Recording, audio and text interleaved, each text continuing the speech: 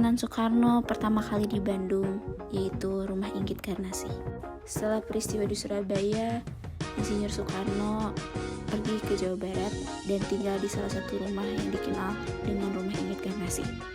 Rumah bersejarah Inggit Garnasi adalah rumah yang berada di Jalan Ciatel nomor 8 Bandung, yang saat ini dikenal dengan Jalan Inggit Garnasi, yang merupakan wujud penghormatan kepada seorang perempuan yang ikut merintis kemerdekaan Indonesia, yaitu Inggit Garnasi. Inggit adalah salah satu istri dari Presiden pertama Republik Indonesia, yaitu Soekarno. Ruangan yang sedang kita lihat saat ini adalah ruang baca Soekarno di Rumah Inggit. Dari dulu, Soekarno sangat suka membaca dan menulis. Bu Inggit lahir pada tahun 1888 dan wafat pada tahun 1984. Bu Inggit meninggalkan dunia ini karena sudah lama menderita sakit. Ruangan yang sedang kita lihat saat ini adalah ruangan di mana tempat Bu Inggit membuat bedak dan jamu menggunakan batu pipisan. Di Rumah Inggit ini juga terdapat berbagai peninggalan sendiri dari Bu Inggit, yaitu salah satunya foto tempat pemakamannya, foto-foto keluarga Bu Inggit, foto-foto Bu Inggit bersama Bapak Insinyur Soekarno dan anak-anaknya, serta masih banyak lagi. Rumah bersejarah Inggit Garnasi menjadi bangunan cagar budaya sesuai Undang-Undang Republik Indonesia Nomor 5 Tahun 1992 tentang Benda Cagar Budaya. Rumah bersejarah ini terletak kurang lebih 3 km dari Masjid Agung Bandung. Rumah ini ditempati Inggit Garnasi dan Soekarno sejak tahun 1926 sampai dengan pertengahan tahun 1934 yang saat itu masih berbentuk rumah panggung. Rumah ini menjadi saksi bisu kisah cinta Bu Inggit dan Bapak Insinyur Soekarno.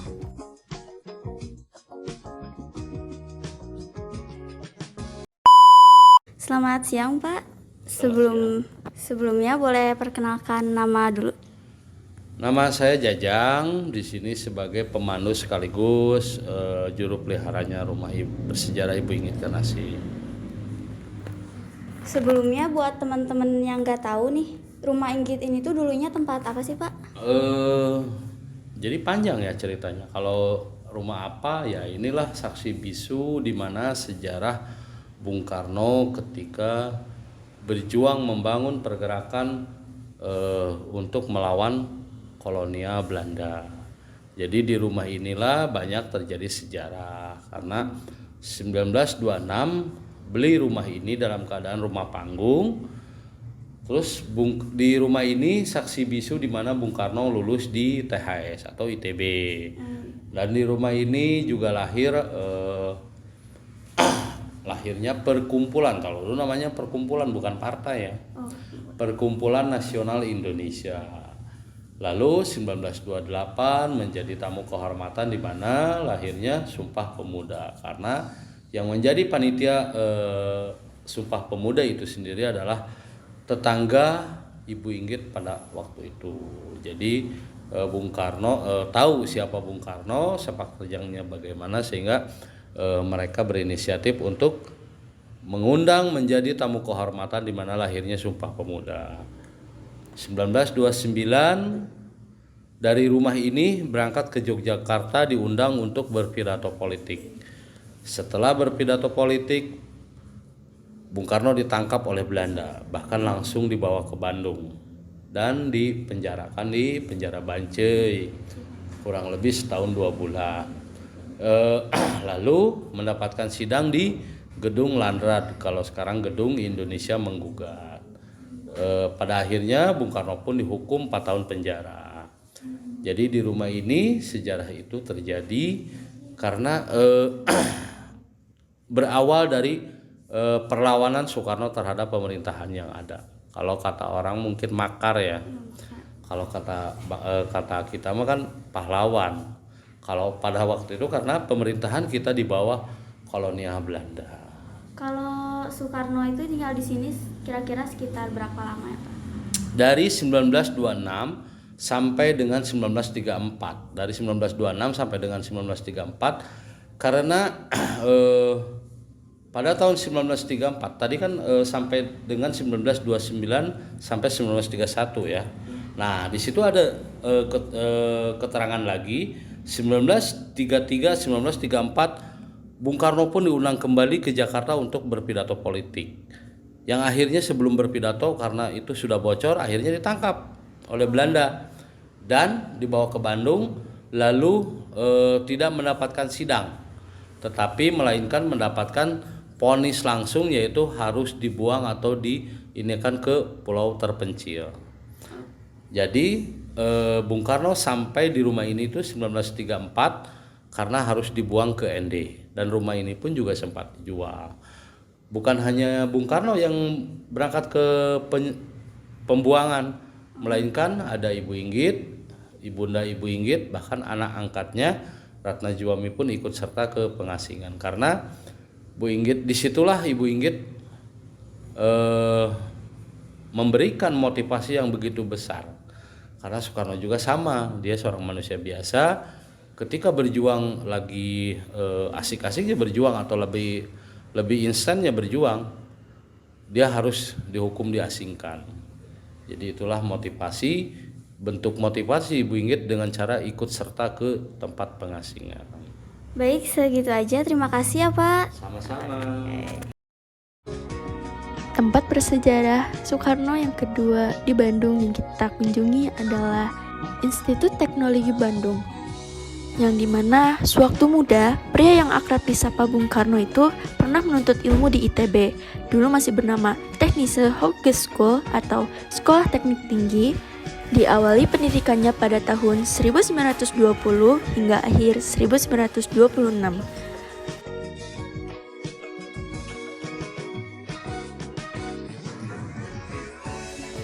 Meski sudah hampir 100 tahun lalu, hingga kini jejak-jejak Presiden Soekarno masih dapat ditemukan di ITB atau Institut Teknologi Bandung.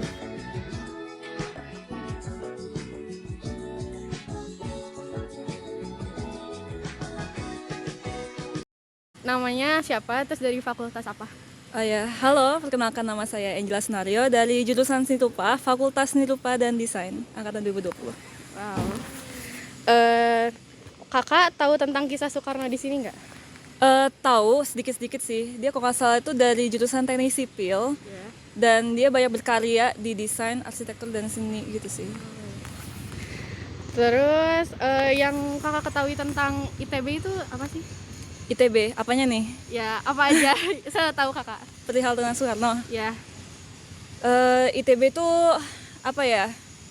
Tahu Tridharma Perguruan Tinggi nggak? Apa aja? Tridharma Perguruan Tinggi. Kurang tahu, coba bisa dijelasin sama teteh. Google dulu. Tapi ini kan ada 3 poin, ada pendidikan dan pengajaran, kedua penelitian dan pengembangan, sama ketiga itu pengabdian masyarakat.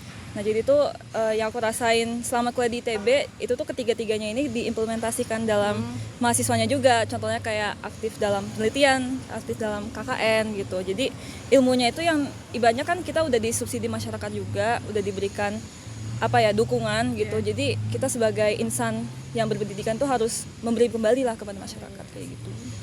Halo Kak, aku nanya, Kakak namanya siapa? Aku Ilma. Aku Aura. Oke, aku di sini mau nanya ya Kak, apa sih yang Kakak ketahui tentang ITB? ITB Institut Tidak Bobo.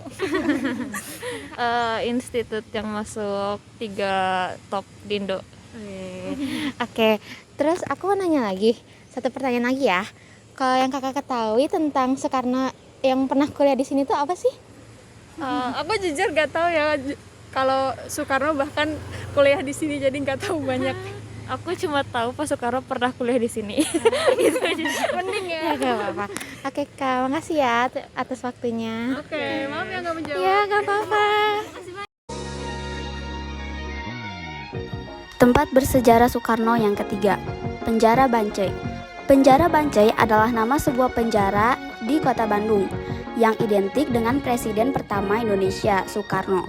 Aktivitas Soekarno di PNI menyebabkan ditangkap Belanda karena dianggap mengancam Belanda pada bulan Desember 1929 dan dipenjara di Penjara Bancai ini, sehingga penjara ini identik dengan namanya. Hening. Suasana itulah yang akan Anda rasakan saat berada di dalam kawasan situs sel Penjara Bancai, Kota Bandung. Tempat ini memiliki cerita sejarah di mana Presiden pertama Indonesia, Insinyur Soekarno, pernah dipenjara di tempat tersebut.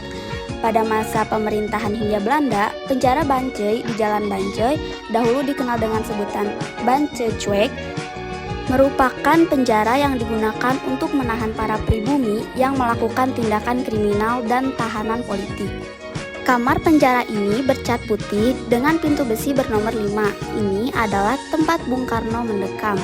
Kamarnya kecil, hanya berukuran 2,5 kali 1,5 meter. Pintu penjara tersebut memiliki sebuah jendela kecil yang dahulu biasa digunakan petugas penjara demi mengetahui keadaan di dalam kamar penjara. Pada celah tersebut, kita bisa melihat seluruh isi kamar. Di dalam penjara inilah Presiden Soekarno menyusun pledoi atau pidato pembelaan yang sangat terkenal dengan tajuk Indonesia Menggugat, yang terjadi pada tanggal 18 Agustus 1930.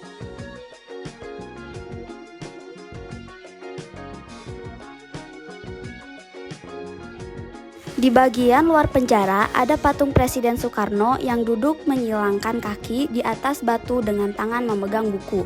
Di belakang patung tersebut terdapat sejumlah tiang bendera dengan bendera merah putih yang berkibar.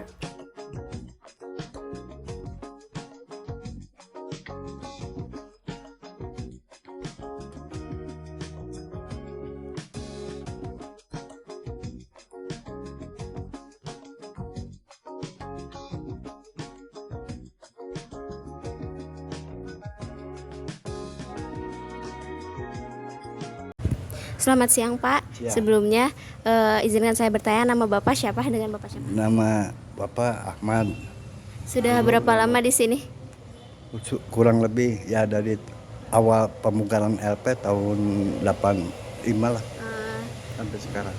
Kira-kira buat teman-teman yang belum tahu, Bancai itu apa sih, penjara Bancai itu Pak? Penjara Bancai cuman ada nama Bancai itu dulunya.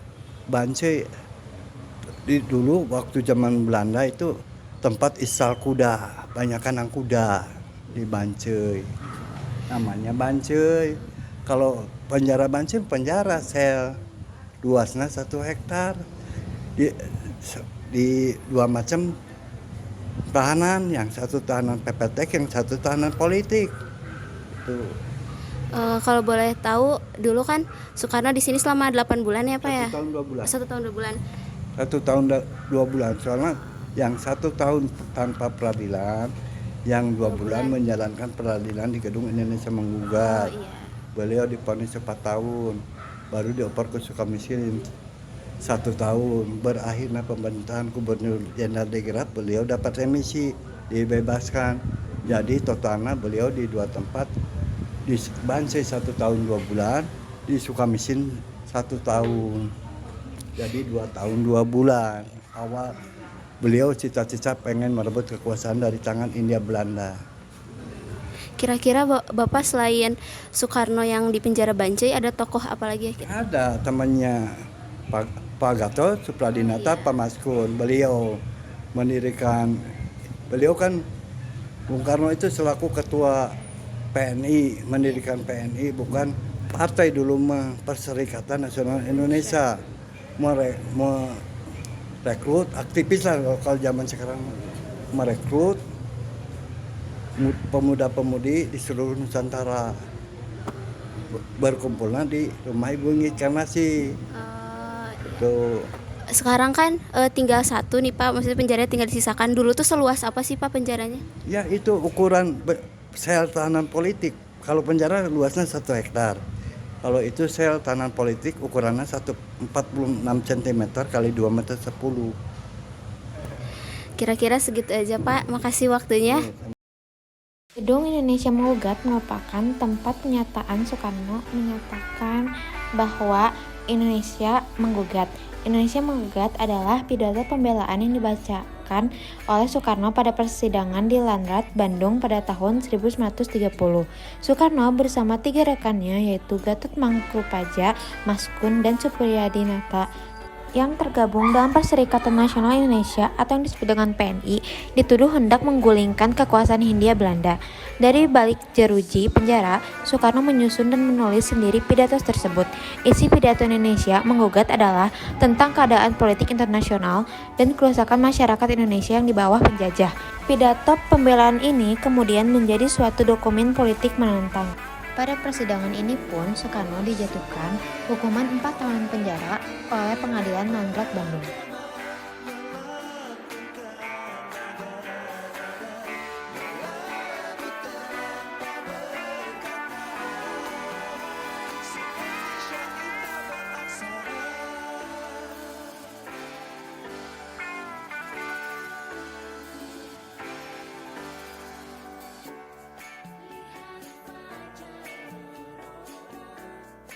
Selamat siang Pak, kalau boleh tahu namanya siapa? Dede Ahmad. Ya. Jadi kalau boleh tahu juga Gedung Indonesia Menggugat itu apa ya? Kalau untuk Gedung Indonesia Menggugat sendiri, dulunya itu adalah landratnya. Landrat itu bahasa Belanda yaitu pengadilan. Jadi pas tahun 30 itu pernah terjadi peristiwa diadilinnya 4 tokoh PNI, diantaranya ada Soekarno, Gatot, Maskun, dan Supradinata. Nah untuk ruangannya ini yang kita lagi tempati. Dan dulunya dipergunakan untuk apa ya? Seperti yang dibilang tadi, dulunya itu pas awal mulanya adalah hunian rakyat Belanda, cuma diambil alih oleh pemerintah Belanda sendiri untuk dijadikan pengadilan. Dan didirikan tahun berapa? Untuk awal mulanya didirikan 1906 dan mulai diaktifkan untuk ruang pengadilan itu pada tahun 1917. Udah, lanjut aja. Terima kasih ya Pak. Ya, mangga, sama-sama. Bung Karno diasingkan di Lapas Sukamiskin dari tanggal 9 Desember 1930 hingga 31 Desember 1931. Selama berada di Lapas Sukamiskin, Bung Karno ditempatkan di blok utara kamar nomor TA1 dalam ruangan seluas 5 meter persegi. Lapas ini juga menjadi saksi atas lahirnya sebuah karya yang berjudul Indonesia Menggugat yang ditulis oleh Bung Karno. Kini, sel penjara yang pernah ditempati Bung Karno tersebut dijadikan sebuah museum yang diberi tulisan bekas kamar Bung Karno. Tetapi, karena ada aturan lapas di mana kita tidak bisa sembarangan masuk, kita tidak dapat mendokumentasikan kamar Bung Karno. Selamat sore Pak. Sore. Sebelumnya boleh perkenalkan nama dulu. Ya, nama saya Henry. Saya petugas bagian informasi dari Lapas Sukamiskin. Ya, sedikit mau nanya ya Pak. Jadi Lapas Sukamiskin itu apa sih? Lapas Sukamiskin itu namanya lapas, namanya lembaga pemasyarakatan. Lembaga pemasyarakatan itu adalah tempat ditahannya orang-orang yang melanggar hukum, tapi udah vonis hakim. Kalau dulu khusus untuk tahanan politik, tapi sekarang fungsinya Lapas Sukamiskin khusus untuk tahanan tindak pidana korupsi. Jadi selain korupsi, ya nggak di sini tempatnya. Jadi harus korupsi semua orang-orang yang perkaranya korupsi. Kan dulu Lapas Sukamiskin ini dipakai untuk orang-orang politik ya Pak. Ya. Salah satunya Soekarno. Berapa lama sih Soekarno tuh di penjara di sini setahu Bapak? Kalau persisnya saya nggak tahu, yang jelas lebih dari 1 tahun. Kalau persisnya kurang tahu, tapi lebih dari 1 tahun. Kalau boleh tahu, posisi kamar Soekarno tersebut di mana, Pak? Kamar Soekarno ada di dalam, tepatnya di Blok Timur nomor 1, dan tempatnya masih asli seperti dia masih di sini. Nah, di sini juga dia kan nulis buku. Kalau nggak salah, judul bukunya itu Indonesia Menggugat namanya. Iya. Itu bukunya di sini yang diciptakan di sini. Masih ada buku aslinya, masih ada. Pak, kalau boleh tahu Soekarno dipenjara karena apa ya? Ya karena dia ya gitu, karena sering nulis tentang pemerintahan kolonial. Terus kalau ya zaman dulu kan Soekarno kritiknya Indonesia merdeka. Nah, bangsa penjajah pemerintah Belanda nggak suka. Bangunan ini pertama kali dibangun pada tahun 1895 dan dinamakan Societe Concordia, yang merupakan tempat rekreasi dan nongkrong sekelompok elit dan masyarakat Belanda yang tinggal di Bandung dan sekitarnya. Pada tanggal 7 April 1955, Presiden Soekarno mengganti nama gedung Societe Concordia menjadi Gedung Merdeka dan Jalan Raya Pos menjadi Jalan Asia Afrika. Alasannya penamaan Gedung Merdeka untuk memberikan semangat perjuangan mencapai kemerdekaan bagi bangsa-bangsa Asia yang masih terjajah. Selamat siang Bapak, perkenalkan dulu namanya siapa? Siang, aku namanya Pocong Hello Kitty. Tapi kalau nama aslinya Denopi. Oke, baik. Ya, Deno. Denop. Pak Denop, baik. Di sini saya mau bertanya, karena saya sedang di Gedung Merdeka. Saya mau nanya, apa saja sih Bapak yang diketahui tentang Gedung Merdeka di sini? Gedung Merdeka. Ini gedung di mana pernah diselenggarakannya Konferensi Asia Afrika. Seluruh negara ya di sini. Itu. Nah, baik. Berarti pertanyaan keduanya, apa saja yang Bapak ketahui tentang Soekarno yang pernah mendatangi Gedung Merdeka? Bapak Insinyur Soekarno, presiden pertama kita ya. Beliau mewakili Indonesia diselenggarakannya Konferensi Asia Afrika pada tahun 1950. Seperti itu. Baik, Bapak. Mewakili negara ya Indonesia. Oke, Bapak, terima kasih banyak. Dadah dulu, Bapak. Guys, sini. Kayaknya kita pulang aja deh. Udah sore nih. Yes. Tapi tadi kita habis kemana aja sih, guys? Aku tahu. Tadi kita tuh habis ke ITB, ke rumah Bu Ingrid, sama ke apa sih? Bancai. Nah itu. Terus kita juga udah ke Gedung Merdeka, Gedung Indonesia Menggugat, dan yang terakhir ke Lapas Sukamiskin. Wah, keren ya. Wah, ternyata hari libur kita diisi sama sejarah Soekarno ya. Semoga kedepannya kita bisa mempertahankan sejarah ini. Amin. Dadah guys.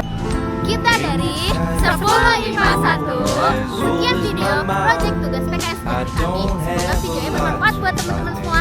Mohon maaf bila ada kekurangan, salah kata ataupun kalimat. Wassalamualaikum warahmatullahi wabarakatuh.